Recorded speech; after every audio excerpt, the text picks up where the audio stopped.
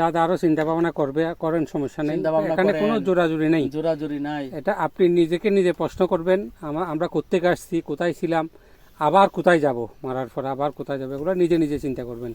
দেখেন বাংলাদেশে 18 কোটি মানুষের মধ্যে 16 কোটির মতো মুসলমান, আর বাকি যত জাতি আছে সব মিলে হয়তো বা 1.5-2 কোটির মতো হবে। তাহলে এত মুসলমান বাংলাদেশের মধ্যে, ওরা কেন? নিশ্চয়ই ওরা সত্যের পথে আছে। তা আমরা চাই যে আল্লাহ আমাদেরকে সবসময় আমাদের অন্তরের মধ্যে আমরা প্রশ্নবোধক হই, জিজ্ঞাসিত হই যে তোমরা নিজেরা যাবে জান্নাতে, ওরা অনেকে আছে যারা জান্নাতে যেতে পারবে না, জাহান্নামে যাবে, যারা বুঝতেছে না তাদেরকে তোমরা বুঝাও। সেই যে চিটাং শহর থেকে আমরা আসছি এখানে, আপনাদের মতো যারা এখনো বুঝের মধ্যে আসে না তাদেরকে একটু বুঝাবো। মরার পরে নরকে যাইতে হবে, আল্লাহ জান্নাত দিবে না। ঈসা মসিহকে মানলে কি দিবে না? জান্নাত দিবে না। মনে করেন ক্যাম্প কমান্ডার যিনি, এখন কিন্তু উনার কথায় চলতে হবে। আগের ক্যাম্প কমান্ডারের কথায় চলা যাবে না। ঠিক এরকম ভাবে ঈসা মসিহ আগে ক্যাম্প কমান্ডার ছিল, উনারে মানতে হয়েছে, আর এখন হইল মুহাম্মদ সাল্লাল্লাহু আলাইহি সাল্লাম কমান্ডার। কথাটা বুঝতে পারছেন? আল্লাহ তাআলা উনি সবার জন্য, উনি বলেছেন আউযু বিল্লাহি মিনাশ শাইতানির রাজিম, বিসমিল্লাহির রহমানির রহিম, কুল হুয়াল্লাহু আহাদ। বলতেছে কুল, হে নবী আপনি বলুন, আল্লাহু আহাদ, আল্লাহ এক, অদ্বিতীয়, তিনি তিনজন না। কথাটা বুঝতে পারছেন? আল্লাহুস সামাদ, লাম ইয়ালিদ ওয়া লাম ইউলাদ, ওয়া লাম ইয়াকুল লাহু কুফুয়ান আহাদ। তিনি কারো মুখাপেক্ষী নয়, তিনি জন্মগ্রহণ করেন নাই, তিনি কাউকে জন্ম দেনও নাই, এবং তার সমকক্ষ কেউ নাই।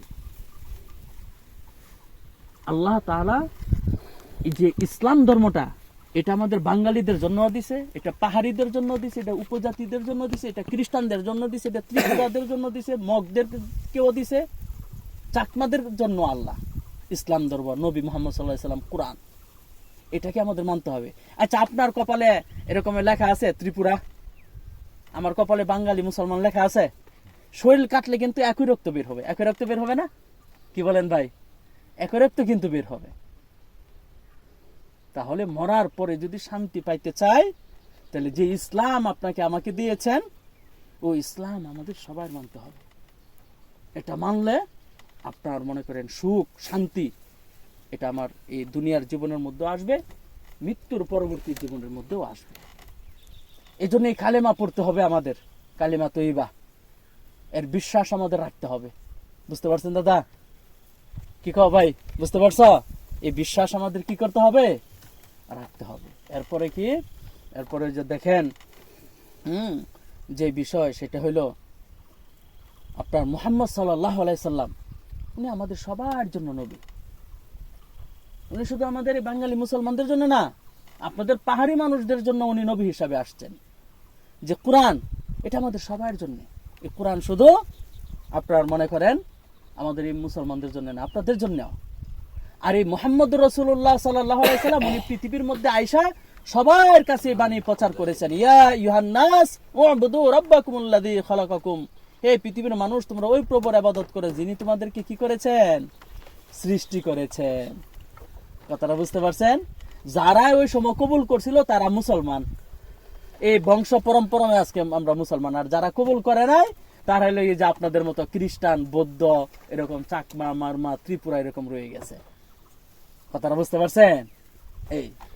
এই জন্য এই বাণী আমাদের সবার কবুল করতে হবে। এই যে আমাদের বড় ভাই আসছেন, বলতেছে যে ইনশাল্লাহ যারা এখানে যে আপনার এই যে ওনারা আছে, ঠিক আছে, ওনাদের মতো আপনারা ইনশাল্লাহ হয়ে যান। তার মূল জিনিসটা হলো এক আল্লাহকে বিশ্বাস করতে হবে। ওই বিশ্বাস বাদ দিয়ে দিতে হবে যে বাইবেল এটা আল্লাহর কিতাব না, এটা খ্রিস্টানরা ভুল ঢুকাইছে। ঈসা নবী তিনি আল্লাহ না, তিনি নবী। উনাকে ইহুদি খ্রিস্টানরা ক্রুশে চড়ে হত্যা করতে পারে নাই। কথাটা বুঝতে পারছেন?